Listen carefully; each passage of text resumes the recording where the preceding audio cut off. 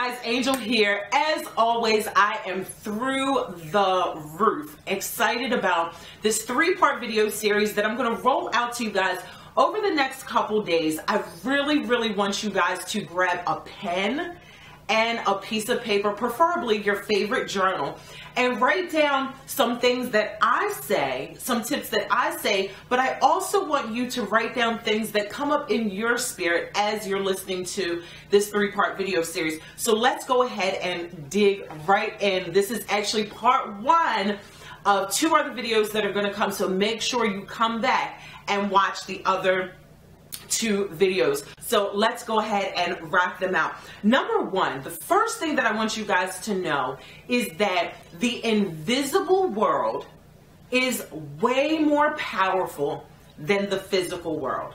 What I mean by that is the words that you speak, the thoughts that you think, the imagery that you have in your imagination, all of those things are way more powerful than the things that you can see. And so often, people are driven only by the things that they can see. You know, they see a new purse and they want that. They see a new pair of shoes and they want that. Instead of going, there's nothing wrong with those things. Let me say that too. There's nothing wrong with wanting a cute bag and a cute pair of shoes. There's a time and place for everything. But I want you guys to chase after your inner self, the invisible world, way more than you chase after these tangible things that will eventually start chasing after you if you go within yourself before you do anything else, you guys. Your words are so powerful, and you millennials are not getting this information because you guys are all graduating from high school and college, especially right now. We're in the month of May. And there was not a course or a class either in your college or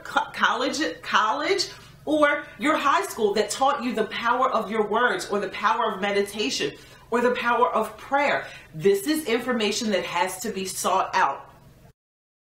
When you pray, you can't see your words, but you can feel them. So because you can't see them, that makes them invisible. They will eventually become visible, the words that you're speaking. That's why I want you guys to understand that the things that you cannot see, the invisible world, is way more powerful than the tangible world. I can literally teach a whole class on that alone. But for the sake of this video series, we're going to move on to number 2. Number 2 is to become obsessed with later on. When there are so many right now people, like, I want it right now, let's do it right now, let's do it right now, and I want it right now. And let me be the first to raise my hand. I am a right now person. If my husband was here, he would be like, Angel, are you talking to yourself in that camera? Because I am a right now person. That is something that I have to work on a daily basis. My patience level is like that much. When I get an idea, I want it right now. When I make a decision, I want to go do it right now. Even if it's bad timing, I just want to go do it. And that's something that I have to monitor on my own. But becoming a person that is obsessed with later on, what I mean by that is later on is coming. You know, we've often hear people say, oh, I'm going to do that later on, or I'll think about that later on. Well, later on is coming, and especially in this generation, when we've got 6-second videos or 3-second videos and all these things that you can capture, and this information that is coming to you in tiny tidbits of time, it's literally training your brain to just want everything now. And if it's not happening now, I'm giving up. If it's not happening now, I don't want it. I want you guys, along with myself, I have got, let me say, I have gotten a lot better than what I used to be, but I still got some work to do in this area. So become obsessed with later on. Later on is going to come. You know, a lot of people don't want to start working out because they want to see the results immediately. You know, you go do 20 push-ups and you want to come back in the mirror and check out your biceps after doing those 20 push-ups.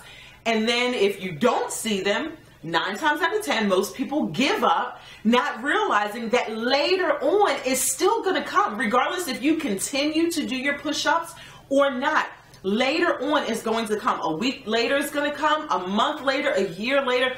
Later on is going to come. So become obsessed with later on. Even think about later on when you're making your purchases, when you're making a decision. Think about, is this something that's going to benefit you right now, or will it benefit you better in the long run? So become obsessed with later on.